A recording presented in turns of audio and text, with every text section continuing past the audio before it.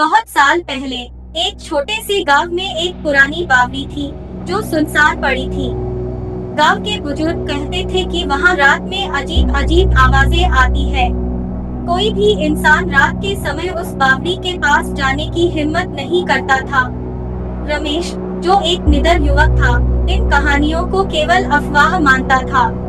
एक दिन गांव के दोस्तों के बीच शर्त लगी कि क्या रमेश रात के समय बावड़ी तक जाकर वापस आ सकता है। रमेश ने हंसते हुए चुनौती स्वीकार कर ली। आधी रात को वह अकेला लालटेन लेकर बावड़ी की ओर बढ़ा। चारों ओर सन्नाटा था, सिर्फ दूर कहीं उल्लू की आवाज आ रही थी। जैसे ही वह बावड़ी के करीब पहुंचा, उसे ऐसा महसूस हुआ कि कोई उसे देख रहा है।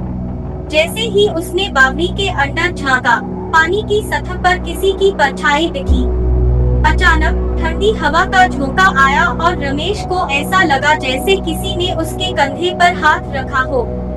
वह तेजी से मुड़ा, लेकिन वहाँ कोई नहीं था।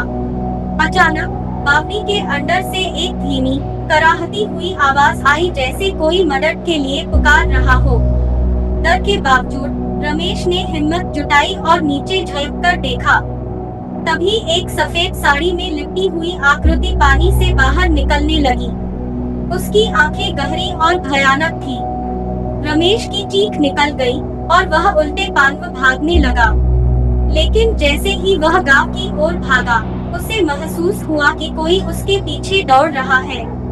वह घबराकर गिर पड़ा और बेहोश हो गया।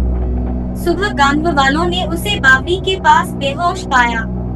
जब उसने अपनी आपबीती सुनाई, तो गांव के बुजुर्गों ने बताया कि सालों पहले एक नवविवाहिता दुल्हन को इसी बावड़ी में धक्का देकर मार दिया गया था।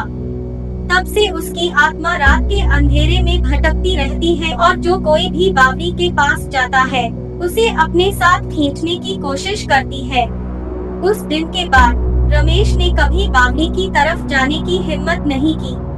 कहते हैं कि आज भी जो उस बावड़ी के पास जाता है, उसकी चीखें रात में सुनाई देती है।